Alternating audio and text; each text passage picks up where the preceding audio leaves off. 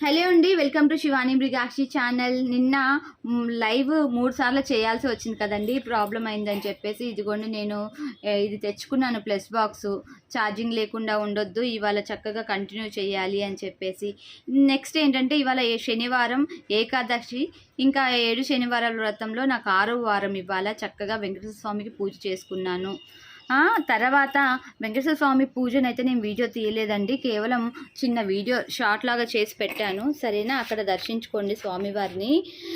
మీకు ఒక వింత చెప్పనా, ఇవాళ నేను స్వామివారికి నైవేద్యంగా నేను అన్నీ చేయడానికి నాకు టైం సరిపోవట్లేదు అని చెప్పేసి స్వామివారికి బాగా ఇష్టమైన అటుకులు, పాలు, తేనె, బెల్లము, కిష్మిష్ అంటే డ్రై ఫ్రూట్స్ కొన్ని వేసి స్వామివారికి పలహారంగా నైవేద్యంగా పెట్టాను అన్నమాట. అసలు మీరు నమ్ముతారా, ఈరోజు నా కొడుకు కాలేజ్ లేదంట, ఇంట్లో హాస్టల్లోనే ఉన్నాడంట.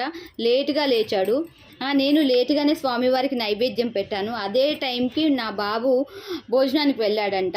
బ్రేక్ఫాస్ట్ టైంకి వెళ్తే అక్కడ వాళ్ళ హాస్టల్ వార్డెన్ ఏం ప్రసాదం పెట్టిందో తెలుసా? టిఫిన్కి అటుకుల పాయసమే పెట్టిందంట. మీరు నమ్ముతారా?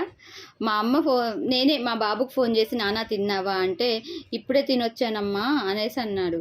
అంటే ఏం తిన్నావు నాన్న, ఏం పెట్టారో హాస్టల్లో? రోజు అడగడం నాకు అలవాటు, ఏం తిన్నావు డాడీ అని.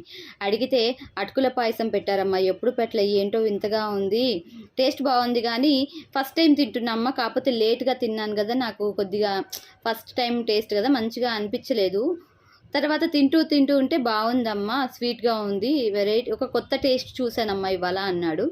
అయితే ఇక్కడ నా స్వామివారికి నేను ఏదైతే పాయసం నైవేద్యం పెట్టానో, ఇదిగోండి ఇక్కడ అదే నా కన్నయ్య తిన్నాడు అక్కడ, నా హనిబాబు. సరే, నేను ఇక్కడ విషయం చెప్పాలనుకున్నది ఏంటంటే, ఇదిగోండి నేను మీ కోరికలన్నీ రాస్తున్నానండి పుస్తకంలో. నైట్ కూడా నాకు వీలైనంత వరకు రాసుకుంటున్నాను.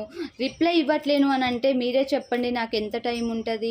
నాకు పాప ఉంది కదా, ఇల్లుంది, వంట చేసుకోవాలి, ఇంట్లో పని చేసుకోవాలి, అమ్మని చూసుకోవాలి, పాపని చూసుకోవాలి.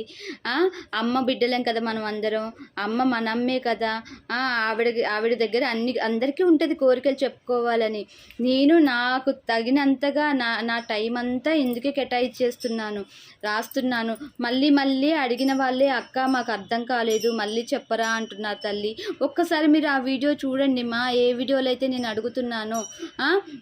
ఒకవేళ మీరు అడిగిన ప్రశ్నకి సమాధానం దొరకట్లేదంటే ఒక 2 వీడియోలు 3 వీడియోలు చూస్తే తెలిసిపోతుంది కదా మా, మీ పేరు ఎక్కడుందనేది.